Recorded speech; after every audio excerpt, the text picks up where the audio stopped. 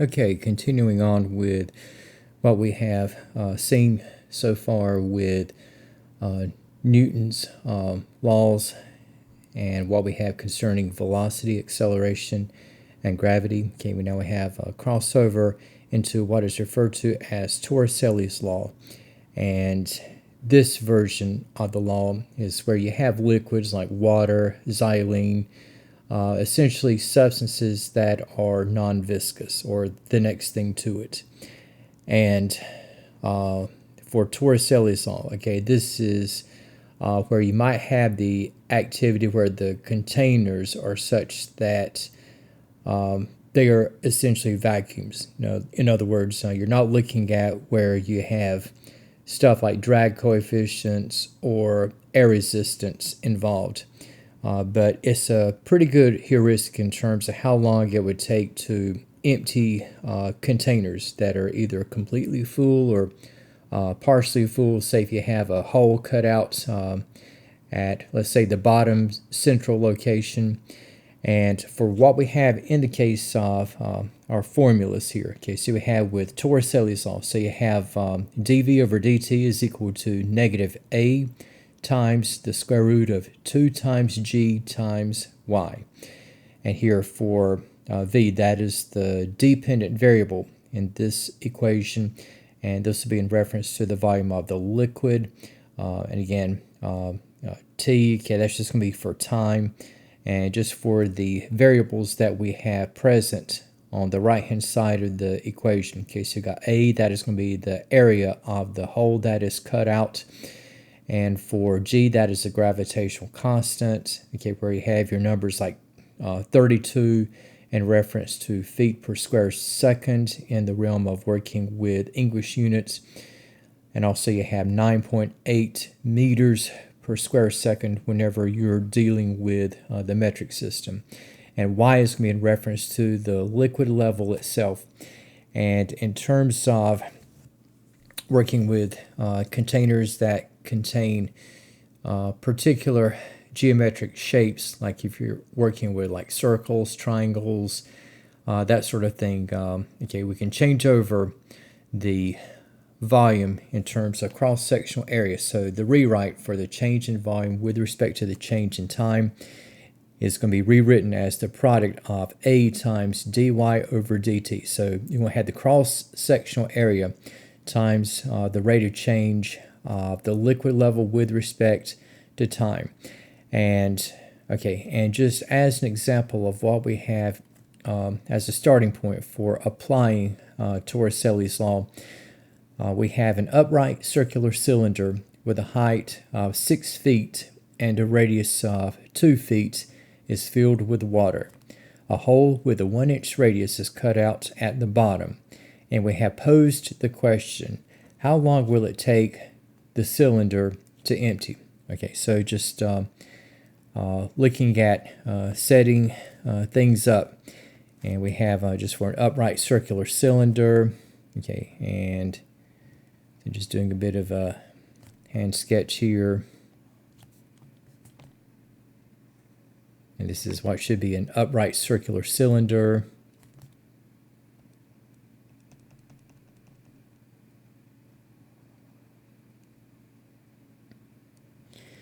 And again, just for the, okay, now this is going to be initially full of water.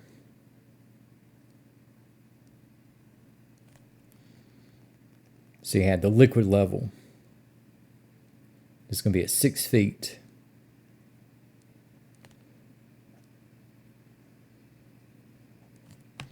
You're going to have the liquid filled to the very top. And we have, again, you have a hole that is cut out at the bottom. See, we have this at the middle.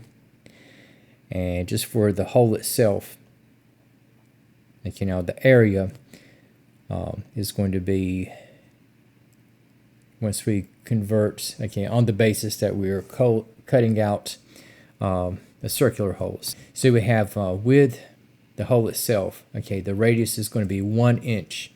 But again, you have 1 inch, and if we rewrite in terms of feet, okay, now it takes 12 inches to make up a foot. So we're just going to say that 1 inch is 1/12 of a foot. And so taking what we have in the determination of area, just to line things up.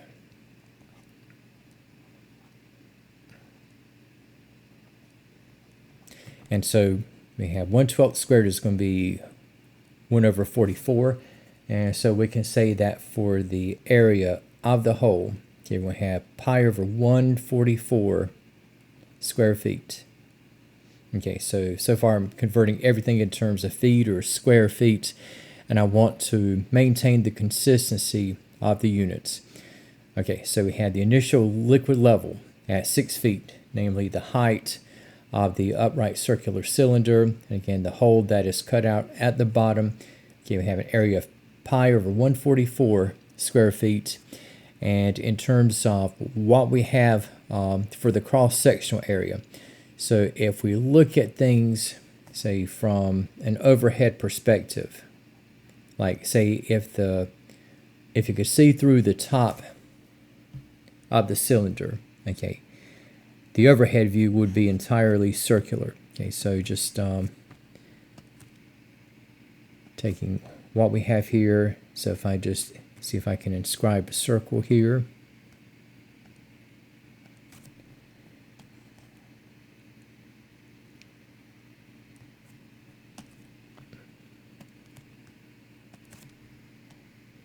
Okay, and just again, just for the details. Okay, so we've got for the overhead. Okay, now the upright circular cylinder has a radius of 2 feet.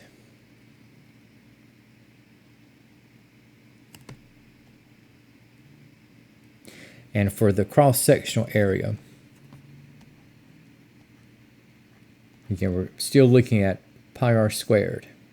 Overhead view, entirely circular, just like the hole that was cut out. And with the radius at 2 feet, now the cross-sectional area, you're going to have pi times the square of 2 feet. And the square of 2 feet will be 4 square feet, multiplied by pi. So you have the cross-sectional area. Okay, we end up at 4 pi square feet. And just setting things up. Okay, so utilizing Torricelli'S law. So I'll just go ahead and copy this formula. And we have our numbers at hand.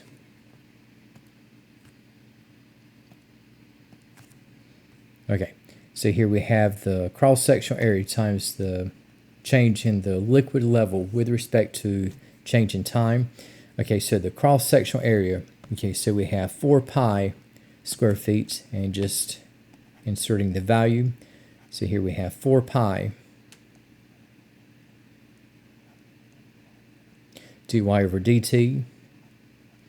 We have is equal to -a, and just putting in the value, so I have -pi/144, and for the square root of 2 times g times y. Okay, so we're looking at English units, so the gravitational constant will be 32 feet per square second, and okay, we have y, and we're going to have y to be changing, okay, from the height of 6 feet or depth of 6 feet all the way down to 0 once the tank is emptied. Okay, so looking at what we have here, okay, and what I can do a bit simultaneously.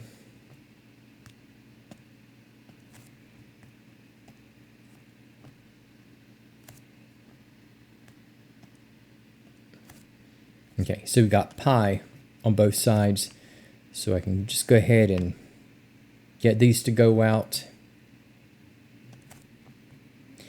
And we have, in the case of 2 times 32, okay, that is going to be the square root of 64. So I have the square root of 64y. Square root of 64 is 8, so we can say we have 8 times the square root of y. Okay, and so just kind of taking things over. Okay, so right now with the pi's canceling out, you see we have 4 dy over dt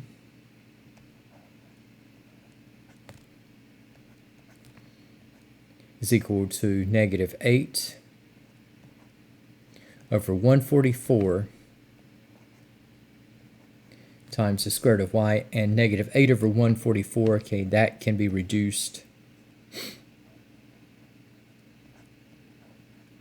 to negative 1/18.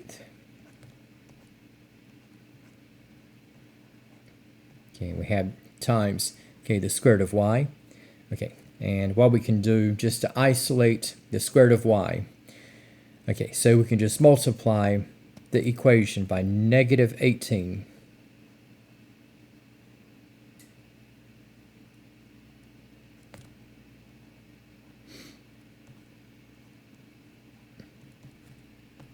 And so multiplying by negative 18, okay, we're going to have negative 72 dy over dt is equal to the square root of y.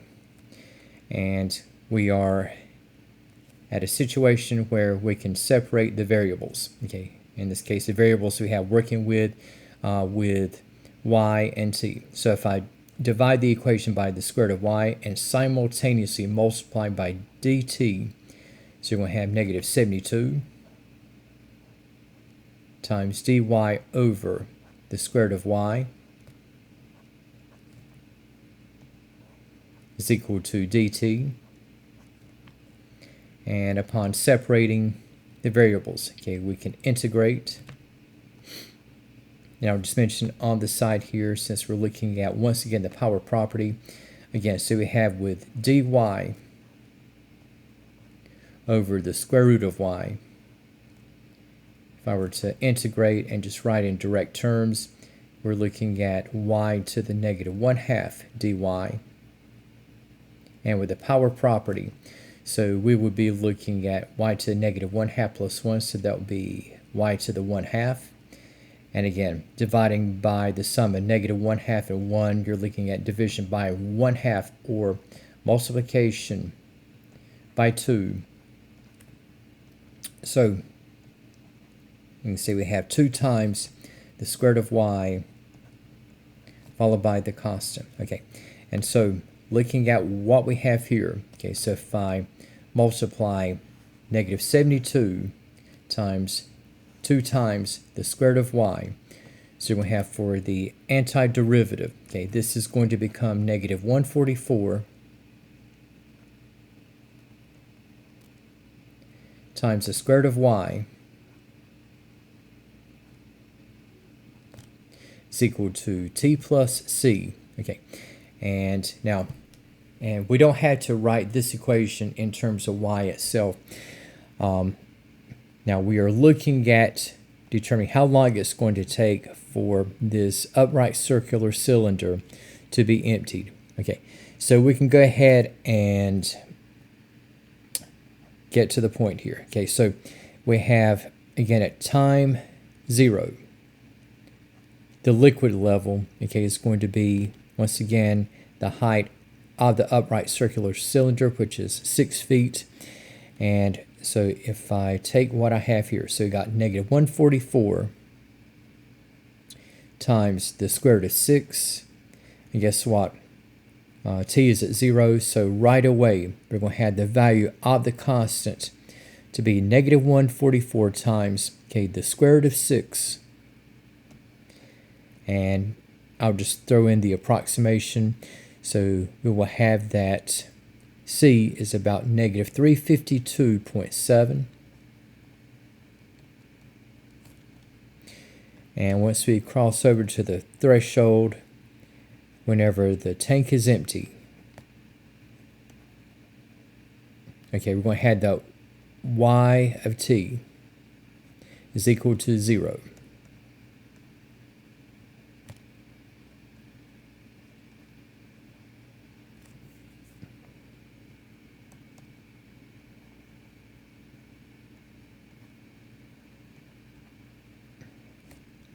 And so just looking at what we have from our general formula relating, okay, the liquid level with respect to time. So we got negative 144 times the square root of 5, or maybe the square root of y, is equal to T minus 352.7, approximating. And again, so whenever we have y of t equal to 0, and this is going to be strongly implicit, okay, because whatever constant value you have, it's like whenever the vessel is initially full, that constant is going to be the number of units in the time by the time you have the container to be emptied. Okay, so we had the liquid level is going to be at 0.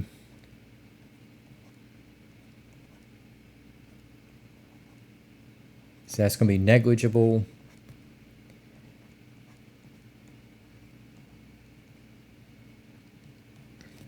And so for what is ultimately going to happen and just maintaining the consistency of the units, okay, you're going to have that T, the amount of time it's going to take to empty the cylinder.